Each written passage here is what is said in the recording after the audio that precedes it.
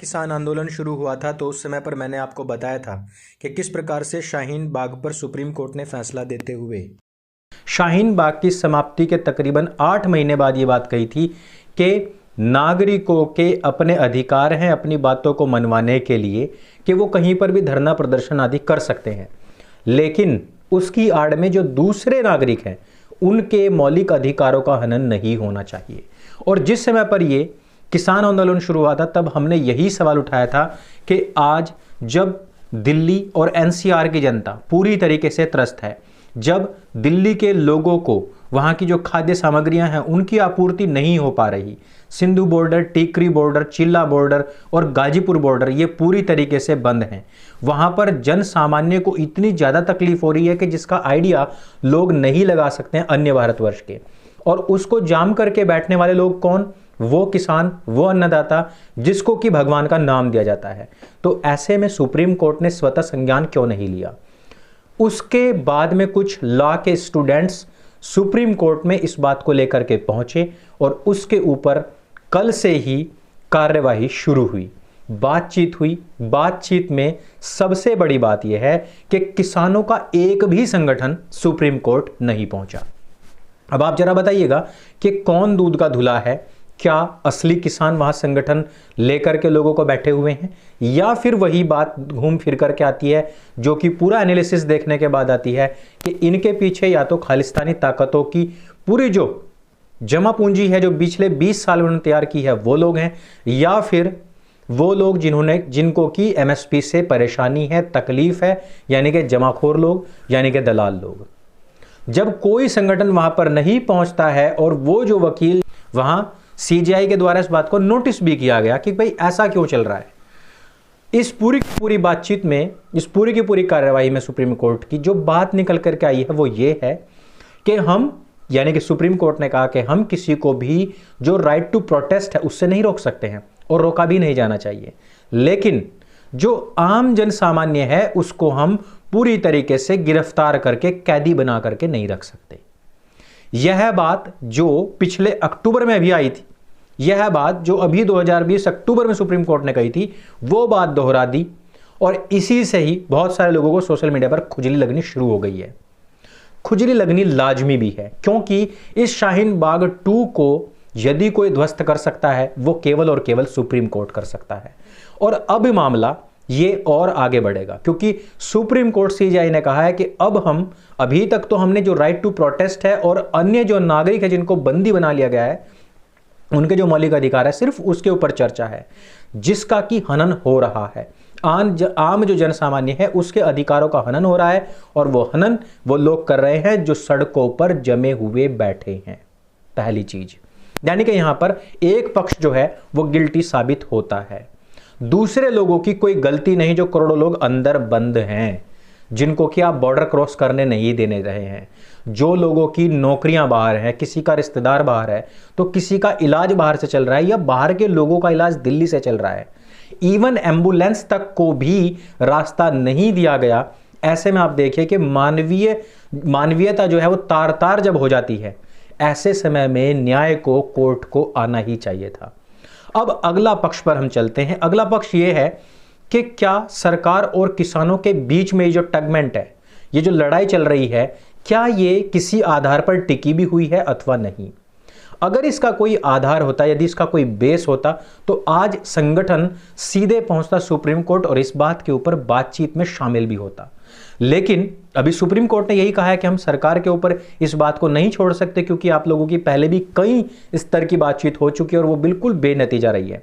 अब हम इसमें एक कमेटी का गठन कर रहे हैं और इसकी सुनवाई दूसरी बेंच में होगी, वहां जाकर के इन सब बातों के ऊपर निर्णय होगा। यानी कि जो पिछले दिनों शाहीन बाग में हुआ था, शाहीन बाग का जो सीन था वो थोड़ा अलग था। सुप्रीम कोर्ट की तरफ से एक पैनल गया था बातचीत करने के लिए, उन लोगों ने बातचीत नहीं की थी, किसी भी प्रकार की जांच में, किसी भी प्रकार की बातचीत को आगे बढ़ाने में सहयोग नहीं किया गया था। इवन उनको वहां से बैरंग लौटा दिया गया था। जिस प्रकार शाहीन बाग में पहले भी रिपोर्टर्स के साथ में मारपीट हुई, बदतमीजियां हुई हैं, वही अब भी यहां पर देखने को मिल रहा है। आर भारत, जी न्यूज़ और अन्य बहुत सारे ऐसे चैनल्स हैं जिनके पत्रकारों के साथ में बदतमीजियां हुई हैं, जिनके पत्रकारों से कैमरा आदि छीन लिया गया और उनको घंटों तक दौड़ाया गया। अब आप सोचिएगा जरूर कि यदि उनके पास में कोई फैक्ट है तो वो क्यों नहीं दे रहे हैं, वो क्यों नहीं बता रहे हैं। यदि कोई भी हो उसमें चैनल है और वो आपके क्वेश्चंस ले रहा है तो आप उसको शूट कीजिए अपने मोबाइल से, किसान अपने मोबाइल से उसको शूट कीजिए। अगर वो चैनल वाला उसको मैनिपुलेट करके अपने चैनल पर दिखाता है तो आप उसकी सच्चाई दिखाइए। आप लोग तो सोशल मीडिया पर बहुत एक्टिव हो चुके हैं, आप लोगों के यूट्यूब चैनल्स, ट्विटर्स, काफ़ी लोग आ चुके हैं जो अभी नवंबर और दिसंबर में ही जिन्होंने ट्विटर्स बनाए हैं, तो आप वहां से उस सच्चाई को दिखा भी सकते थे, बट ऐसा नहीं किया जा रहा। और वही शाहीन बाग वाली बिरयानी, वही शाहीन बाग वाले हाय मोदी मर जा तू, वही शाहीन बाग वाले रिपोर्टर्स का जो विरोध होना, उनको दौड़ाया जाना, परेशान किया जाना और उनकी एंट्रीज बंद कर देना, वही शाहीन बाग 2 की तरह रोड को जाम कर देना और आम लोगों की जो जन भावना है उसको पूरी तरीके से आहत करना और जो सामान्य गतिविधियां चलते रहना चाहिए उनको बाधित करना, वही सेम टू सेम यहां पर ट्रेंड है कि सुप्रीम कोर्ट का जो सुनवाई है, जो उसकी कार्रवाई है, उसको सपोर्ट ना करना, वहां पर ना पहुंचना। ये कुछ ऐसी चीजें हैं जो हमें इंगित करती हैं इस तरफ। खैर अभी आगे बढ़ते हैं, सुप्रीम कोर्ट से हाई कोर्ट की तरफ आते हैं। दिल्ली का निजाम अब अचानक से भारतीय जनता पार्टी का बी टीम बन चुका है और इसको हम नहीं कह रहे हैं बल्कि वो लोग कह रहे हैं जो कल तक उसको अपना मसीहा समझते थे, यानी कि दिल्ली के मुसलमान। दिल्ली की जो गवर्नमेंट है उसने 18 ऐसे लोगों के ऊपर कार्यवाही के आदेश कर दिए हैं जिन लोगों के ऊपर आतंकवाद या फिर देश को तोड़ने, टुकड़े टुकड़े गैंग से जुड़े हुए लोग और शाहीन बाग को पूरी तरीके से देश विरोधी, हिंदू विरोधी बनाने का जिन्होंने काम किया था, उसमें शर्जील इमाम और उमर खालिद प्रमुख हैं। इस कार्रवाई के लिए यस करते ही वो अचानक से बी पार्टी बन गया है, नहीं तो वही एकमात्र ऐसा इंसान था जो पूरे भारतवर्ष से भारतीय जनता पार्टी का सुपड़ा, नाम निशान सब साफ कर सकता था। यह हमने अभी पिछले इलेक्शंस में देखा और सुना भी बहुत ज्यादा है। तो अब क्या मामला है कि उमर खालिद और जो शर्जील इमाम है इनके ऊपर यदि कार्रवाई होती है तो देखिए इन लोगों के ऊपर जो आरोप लगे हैं, यदि हम अपने लचर कानून की नज़र से देखें तो कुछ होने जाने वाला नहीं है। यहाँ तो आप देखिएगा रेपिस्ट, जो बड़े बड़े रेपिस्ट होते हैं उनके साथ भी कुछ नहीं होता है, उन लोगों को भी छोड़ दिया जाता है। अभी आप देखिए, अगर हम कफील की बात करें तो कफील को बताया जा रहा है कि कोर्ट ने छोड़ दिया है, मैंने ऐसा सुना है, पूरी जानकारी अभी मेरे पास में नहीं है, लेकिन छोड़ दिया गया है। अभी सिर्फ कफील की बात नहीं है, बहुत सारे ऐसे लोग होंगे जिन लोगों को छोड़ दिया जाएगा। सिर्फ छोड़ा उन लोगों को नहीं जाएगा जो कि शक के दायरे में बंद है, जिन लोगों के ऊपर अभी तक अच्छे तरीके से यह भी क्लियर नहीं कि उन लोगों ने रेप्स किए भी हैं अथवा नहीं किए हैं, जिन लोगों की उम्र भी 80 साल से ऊपर हो चुकी है और जिन लोगों को वृद्धावस्था के कारण से जेलों से बाहर कर दिया जाना चाहिए था, मिलेगी उनको सजाएं छोड़िए, आप गिरफ्तारी भी नहीं होगी जामा मस्जिद के इमाम के जिसके ऊपर 60 से ज्यादा केस हैं। तो ये पूरा का पूरा जो नैरेटिव है ये बनाया गया 70 साल के अंदर, जहां आप लोगों को आपकी औकात में रखने के लिए पूरा पूरा एक सिस्टम तैयार किया गया। ये तय करता है, ये बताता है कि हिंदुओं को किस तरीके से जूते की नोक के नीचे रखना है। कुव्वतुल मस्जिद, कुतुब मीनार के पास में बड़ा बड़ा पत्थर के ऊपर लिखा हुआ है कि जैन और हिंदुओं के 27 मंदिरों को तोड़ करके इसका निर्माण किया गया है। सब लोग पढ़ते हैं, हिंदू तो बल्कि जाते हैं वहां, अपनी जानू को ऐसे बगल में पकड़ते हैं, सेल्फी लेते हैं वहां, अपने हिंदू देवी देवताओं के सिरों पर पैर रख करके। कई स्थान तो ऐसे हैं जहां पर पेशाब तक किया जाता है, उनको वो पत्थर दिखाई नहीं देता जहां पर लिखा हुआ है कि 27 मंदिरों को तोड़ करके बनाया गया है।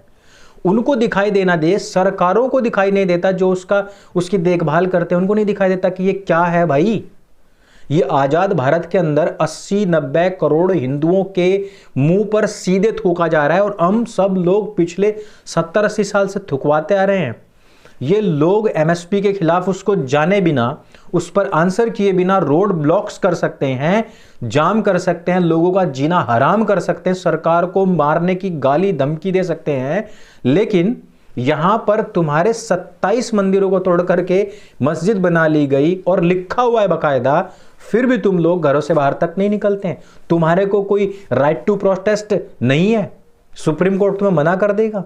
जी हाँ, उसका खुद का बेटा कह रहा है कि भाई हिंदुओं का अपमान करना कोई ऐसे बड़ी बात नहीं है। हाँ, एक चीज है, मेरी खुद की सत्य सनातन की 50 वीडियो इसी सरकार ने इसी कानून के तहत हिंदुस्तान में ब्लॉक कर दी। तब आप समझते हैं इनके माई बाप कौन है। ये ही असलियत है। इस वजह से इन चीजों पर बिल्कुल भी गौर ना करें, किसको न्याय मिल रहा है किसको नहीं मिल रहा है, बात वो है ही नहीं। बात यह है कि जब तक आप मुखर होकर के नहीं निकलेंगे, जब तक आप नहीं पहचानेंगे राइट टू प्रोटेस्ट भाई उनके बाप की जागीर नहीं, आप लोगों को मिला हुआ है, तब तक कुछ होने वाला नहीं है। करेंगे सिर्फ आप, करेंगे सिर्फ हम, करेगी हमारी नस्लें, करेंगे आने वाले हमारे वंशज और हम, नहीं तो कोई नहीं कर सकता है। न सरकार कर सकती है, सरकार तो खुश होती है कि हमने तो जो गुलामी का सिलेबस था, इतिहास था, वो तक चेंज नहीं किया भाई। खुश होती है कह करके सरकार, खुश होती है जब वो कहती है कि हम माइनॉरिटी के लिए 5 अलग से नई यूनिवर्सिटी बनाएंगे। खुश होती है जब वो कहते हैं कि हजारों करोड़ रुपए हमने खर्च कर दिए। वो खुश होती है जब कहते हैं कि वो हमने इन लोगों को इन्हीं के सिलेबस से उर्दू से पढ़ा करके IAS IPS बना दिया। वो खुश होते हैं। उनका सेक्युलरिज्म इस समय पर कांग्रेस के लेवल पर है। उसके चक्कर में मत रहिए, आप लोगों को तय करना पड़ेगा। कुछ लोग कहेंगे मुझे सरकार बदल दे क्या, इससे बढ़िया कौन विकल्प है। विकल्प की बात नहीं कर रहे हम, बात कर रहे हैं राइट टू प्रोटेस्ट की। यहां पर राइट टू प्रोटेस्ट आया है, आप में हिम्मत है, ताकत है, ना निकलिए, अन्यथा अपने घरों में बैठे रहिए और इसी प्रकार से अपने मुंह पर थुकवाते रहिए। मैं उनकी बात कर रहा हूं जो मंदिरों में मानते हैं, जो मूर्तियों को अपना भगवान मानते हैं, प्राण प्रतिष्ठा करते हैं, तो जाइए लीजिए अधिकार लेने का दम ही नहीं, और खुद कहते हैं कि हमें प्राण प्रतिष्ठा करनी आती है, हम तो भगवान को इस रूप में पूजते हैं। पूजिए तो अच्छे से पूजिए और हक छीन कर लीजिए। अंत में बात करूंगा अखिलेश यादव की। अखिलेश यादव कह रहे हैं कि रामचंद्र जी का समाजवादी पार्टी से बहुत गहरा नाता है। अब आप जरा दोगलापन देखना कि गहरा नाता तो है, लेकिन किस प्रकार का। इनके पिताजी ने स्वयं कार सेवकों के ऊपर, राम सेवकों के ऊपर गोलियां चलवाई थी और फिर कहा था मुसलमानों का दिल जीतने के लिए मुझे ये काम करना पड़ा। अखिलेश यादव कहता है कि हमारे रहते कभी भी मंदिर नहीं बन सकता, राम मंदिर। आज वो कह रहा है कि मैं राम मंदिर जाऊंगा और वहां पर पूजा करूंगा। पूजा तो करनी चाहिए, लेकिन तुम यदुवंशी हो। अभी मथुरा के सेशन कोर्ट में, अदालत में मामला गया है ईदगाह मथुरा का, क्या तुम उसे सपोर्ट करते हो अथवा नहीं। समाजवादी पार्टी का यदि कोई भी छुट भैया यहां पर वीडियो देख रहा हो तो प्लीज ये बात मेरी अखिलेश यादव तक जरूर पहुंचाए। अखिलेश यादव से सवाल है कि वो उसको सपोर्ट करते हैं अथवा नहीं। समाजवादी पार्टी का रामचंद्र जी से और रामचंद्र जी का आपकी पार्टी से कोई संबंध हो अथवा ना हो, लेकिन आप खुद को यदुवंशी कहते हैं, कम से कम उस हक के लिए तो मथुरा पहुंचिए, उसको सपोर्ट कीजिए। मुद्दों को भुनाइए मत। जो गर्मा गर्म मुद्दा है उसको भुना करके वोट बैंक की राजनीति करने का समय चला गया है। असल मुद्दे पर आइए कि जो मस्जिद बनी हुई है मंदिर के ऊपर, आप उसको तुड़वाने के, वापस मंदिर बनवाने के हक में है अथवा नहीं। दूसरी बात, महेंद्र सिंह टिकैत जी 27 साल पहले इसी कानून के लिए लड़ाई लड़ते हुए PV नरसिम्हा राव के पास गए थे, लेकिन उसने मना कर दिया था। आज वही कानून बना तो उनके सुपुत्र खुद एक बॉर्डर को सीज करके बैठे हैं। जो पहले कहते थे कि हाँ ये 27 साल पहले मांग उठी थी और अब मोदी गवर्नमेंट ने पूरी करी है, वही आज बॉर्डर सील करके बैठे हुए हैं। जरा सोचना कि इन पिताओं में और इन पुत्रों में दोगलेपन का ये रिश्ता जो है वो कितना सजता है, कितना सधता है। इस वीडियो में सिर्फ इतना ही। सुप्रीम कोर्ट की कार्रवाई की हम प्रतीक्षा करेंगे और हम निवेदन करेंगे कि जिस प्रकार से किसानों के लिए अलग अलग स्थानों पर रहने की और प्रोटेस्ट करने की जो व्यवस्थाएं मैदानों में की गई है, वो वहां पर जाएं, जनता को परेशान बिल्कुल भी ना करें। आप भी कमेंट करके अपने सुझाव अवश्य दें। चैनल को सब्सक्राइब करना ना भूलें। मेरे संग बोले सत्य सनातन वैदिक धर्म की जय। जय हिंद, वंदे मातरम।